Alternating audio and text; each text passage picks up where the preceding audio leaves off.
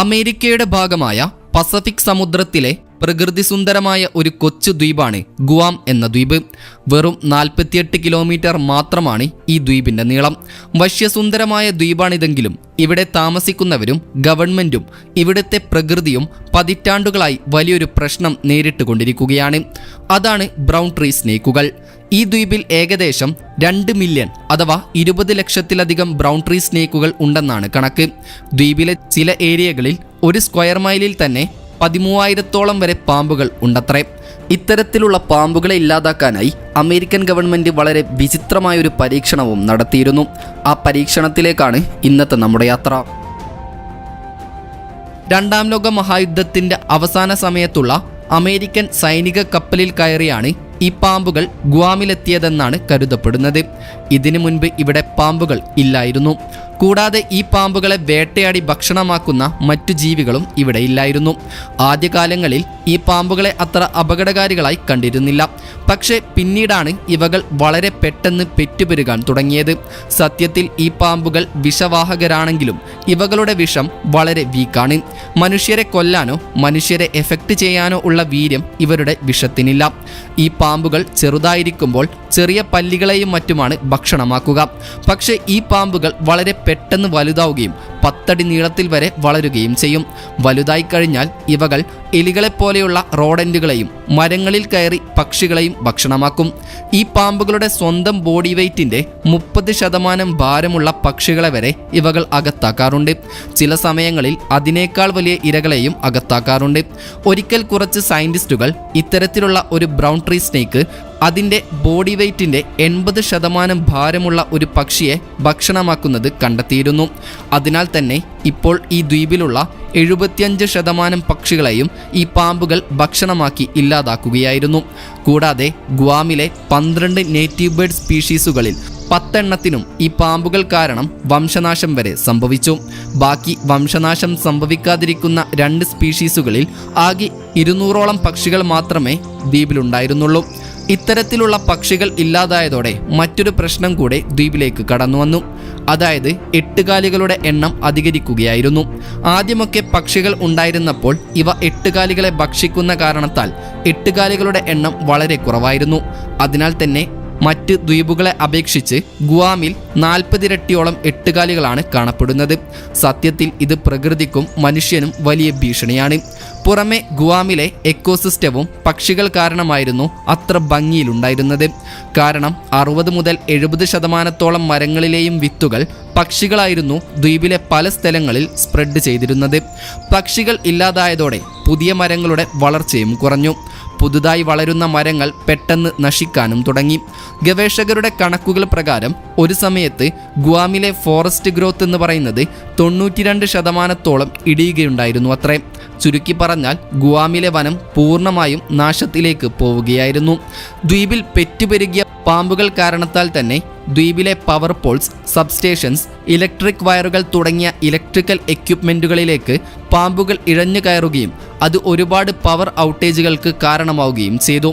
1980 മുതൽ ഇത്തരത്തിലുള്ള പാമ്പുകൾ കാരണത്താൽ 2000-ഓളം പവർ ഔട്ടേജുകളാണ് ഗുവാമിൽ റിപ്പോർട്ട് ചെയ്തിട്ടുള്ളത്. ചിലതെല്ലാം ചെറുതാണെങ്കിൽ ചിലത് വലിയ തരത്തിലുള്ള പ്രശ്നങ്ങൾ സൃഷ്ടിച്ചിരുന്നു.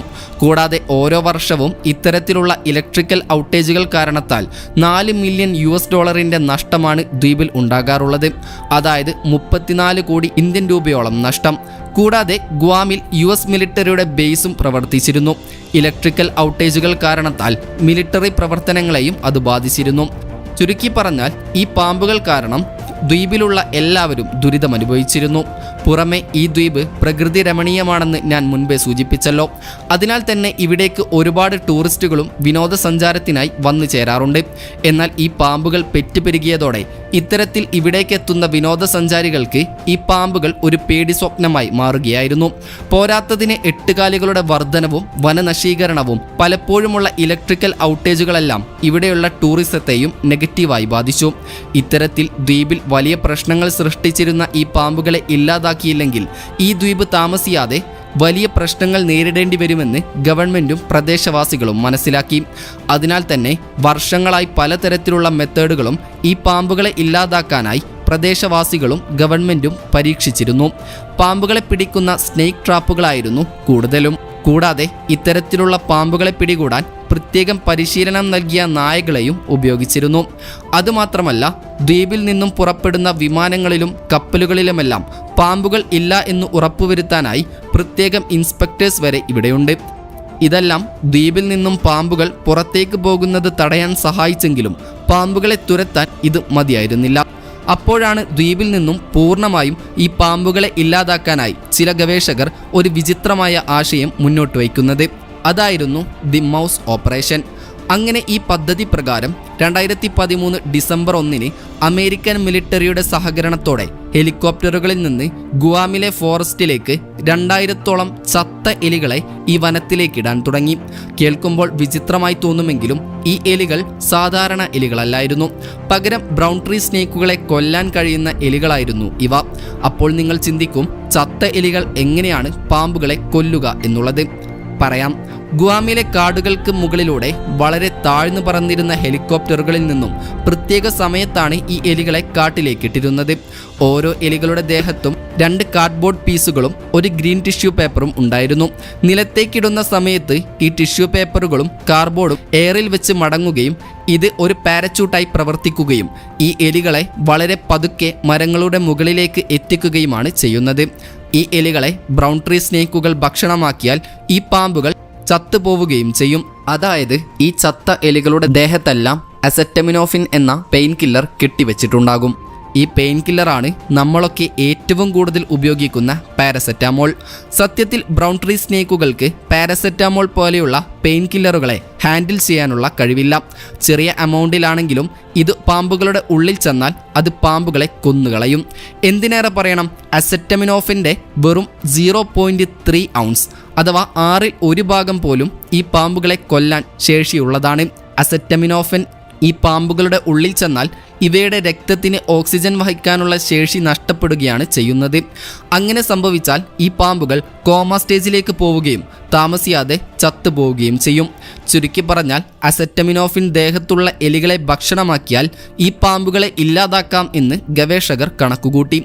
ഒരു നാണയത്തിന് 2 വശങ്ങൾ ഉള്ളതുപോലെ ഈ ഓപ്പറേഷനെതിരെയും ഒരുപാട് പ്രതിഷേധങ്ങൾ ഉയർന്നിരുന്നു.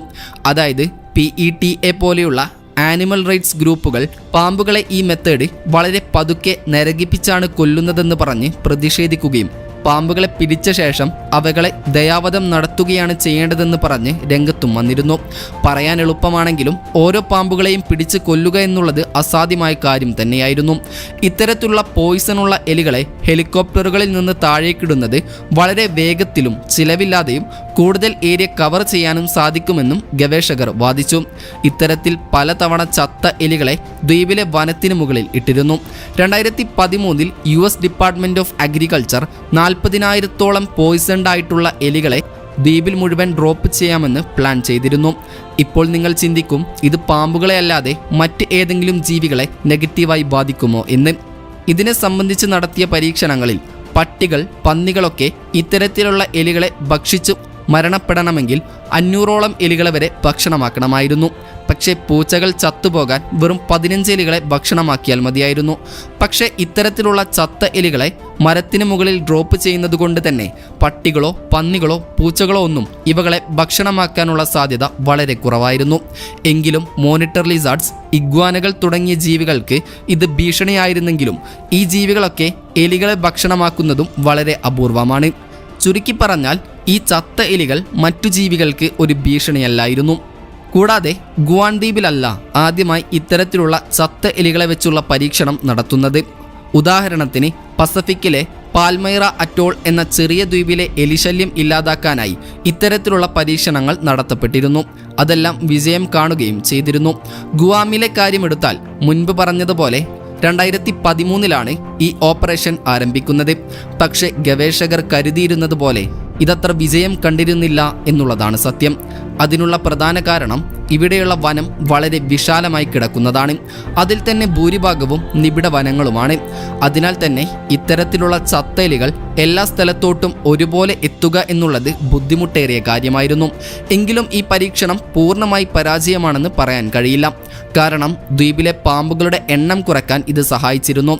പക്ഷേ അവകളെ തുടച്ചു നീക്കാൻ ഇത് മതിയായിരുന്നില്ല. ഇപ്പോഴും US ഗവൺമെൻറ് ബ്രൗൺ ട്രീ സ്നേക്കുകൾക്കെതിരെയുള്ള പോരാട്ടം നടത്തിക്കൊണ്ടിരിക്കുകയാണ്. 2020 ഡിപ്പാർട്ട്മെൻറ്റ് ഓഫ് ഇൻറ്റീരിയർ $3.4 മില്യൺ അഥവാ ഏകദേശം 29 കോടിയോളം ഇന്ത്യൻ രൂപയാണ് ഈ പാമ്പുകളെ ഇല്ലാതാക്കാനായി ചിലവിട്ടിരുന്നത്.